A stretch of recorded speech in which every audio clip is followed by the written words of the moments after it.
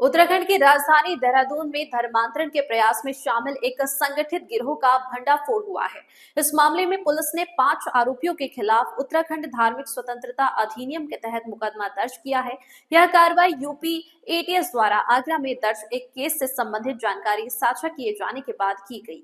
UP ATS ने 17 जुलाई को SSP Dehradun से संपर्क कर आगरा में संचालित धर्मांतरण रैकेट से जुड़ी जानकारी साझा की थी, जिसमें देहरादून के शंकरपुर सहसपुर निवासी अब्दुल रहमान का नाम सामने आया। इस इनपुट के आधार पर एसएसपी ने एसपी देहात के नेतृत्व में एक विशेष जांच टीम गठित की। टीम ने उत्तराखंड एसटीएफ के सहयोग से सोशल मीडिया पर संदिग्ध गतिविधियों की निगरानी शुरू की। इसी क्रम में रानी पोखरी क्षेत्र के एक युवती की इंस्टाग्राम आईडी संदिग्ध पाई गई, जो अब्दुल रहमान के संपर्क में थी। युवती से गहन पूछताछ में सामने आया कि उसे मुस्लिम युवकों और एक युवती द्वारा धर्मांतरण के लिए प्रेरित किया जा रहा था। इस पर युवती के पिता राजकुमार बजाज ने थाना रानी पोखरी में लिखित शिकायत दी। तहरीर के आधार पर धर्मांतरण के प्रयास का केस दर्ज किया गया। प्रारंभिक जांच में सामने आया कि युवती उत्तर प्रदेश, गोवा और दिल्ली के कुछ संदिग्ध इंस्टाग्राम अकाउंट्स के संपर्क में थी। पुलिस की टीमें इन स्थानों पर भेजी जा चुकी है। देहरादून पुलिस और आगरा पुलिस के बीच निरंतर संवाद बना हुआ है। पुलिस इस पूरे मामले में धर्मांतरण के साथ साथ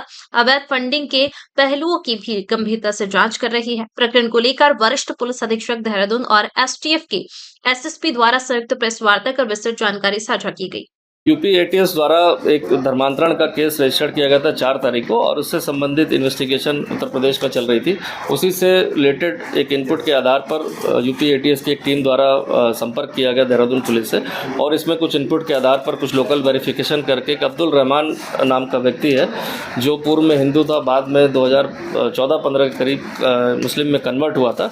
उसको पूछताछ हेतु जो है वो अपने इन्वेस्टिगेशन में ले गए थे, और जो अभी तक सीपी आगरा महोदय से जानकारी मिली है, उसको अभी गिरफ्तार कर लिया गया। जो साक्ष्य उनके पास पूछताछ के बाद इनपुट आया, उसके आधार पर उसको अरेस्ट कर लिया गया। चूँकि ये गोपनीय इनपुट कल शेयर कर दिया गया था, इसके आधार पर एसटीएफ और देहरादून पुलिस के द्वारा ऐसे जो इंस्टाग्राम के माध्यम से धर्मांतरण का प्रयास किया जा रहा था, इन्फ्लुएंस किया जा रहा था, उसके आधार पर कुछ फेक आईडीज़ को हमने चिन्हित किया था।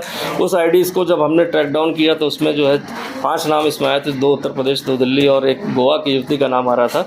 और जब इसमें पूछताछ जो युवती से, जो रानी पोखरी क्षेत्र की निवासी, उससे जब विस्तृत काउंसलिंग और पूछताछ की गई तो उसके द्वारा भी इस चीज़ को एक्सेप्ट किया गया कि कुछ महीनों से उसको धर्मांतरण करने के लिए विभिन्न तरीकों से प्रलोभन देकर, दबाव में लेकर अलग अलग आईडीज़ और उसके द्वारा जो है प्रेरित किया जा रहा था। और जब इसके संबंध में उनके पेरेंट्स से बात की गई तो उनके द्वारा भी बताया गया कि कुछ माह से ये काफ़ी परेशान थी और विभिन्न तरह से अपने फ़ोन को छुपा कर वार्ता करना, ऐसा बात आ रही थी। और उनके द्वारा भी बताया गया कि जब उन्होंने जानकारी करी तो उसको लगा कि ये धर्मांतरण की ओर आकर्षित होकर ये जा रही है, क्योंकि समस्त प्रकरण एक प्रलोभन देकर धर्म को चेंज करने का था। और इसको देखते हुए जो है युवती के जो फादर है, उनकी तहरीर पर 5 लोग के खिलाफ जो मुकदमा दर्ज कर लिया गया, जो युवती को लगातार दबाव बनाकर, प्रेरित करके, इन्फ्लुएंस करके, प्रलोभन देकर उसको धर्मांतरण करना चाह रहे थे।